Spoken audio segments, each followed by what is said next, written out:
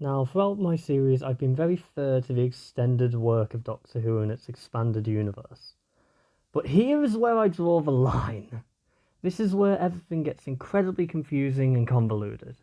So strap yourselves in as I'm going to talk about the War of the Daleks continuity guide. I want to clarify that this will not be a review of the War of the Daleks novel, as I feel like that could be an entirely separate video. I am talking specifically about the revelations that they make in this novel about different parts of Dalek continuity. Now, this will cover from the events of Dalek invasion of Earth up until the remembrance of the Daleks. So I will be covering every bit that they mention in chronological order as best I can.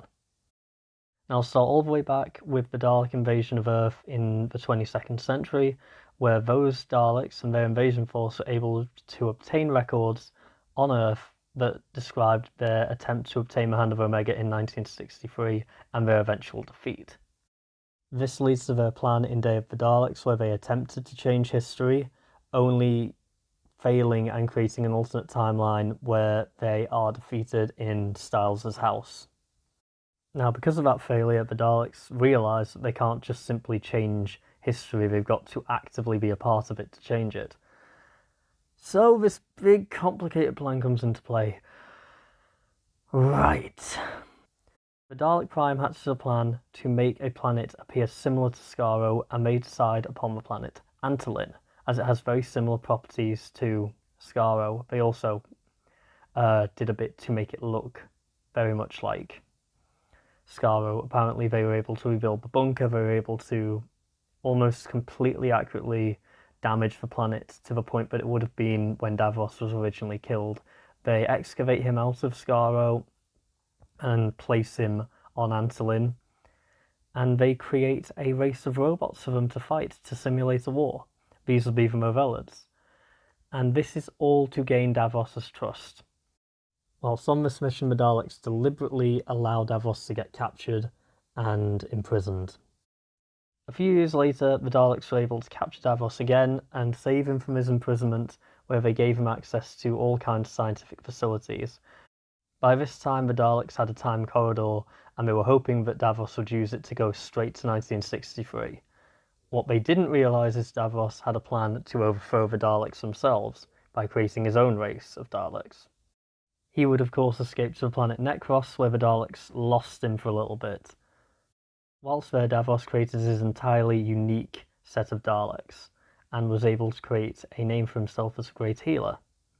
Now, when the Daleks were eventually informed of where he was, they came to capture him. We can assume that he was deliberately allowed to escape, and when he does, he finally uses the time travel technology to go back to 1963, which is where the Daleks go to follow him. They allow Davros' faction to win, and they allow for the Hand of Omega to be used to destroy Antolin, not Skaro. You got all that? Now, I'll leave it up to you guys if you think that this is a good addition to the Doctor Who continuity. I think it just adds a complication that doesn't need to be there. I like the idea that the Daleks just were outsmarted by the Doctor. I think that what this does is it actually undermines the development of the Seventh Doctor.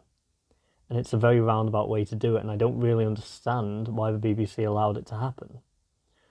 But it's also a kind of cool way to keep the Daleks in control of Davros, instead of Davros constantly undermining the Daleks. So it's got its good points, it's got its bad points.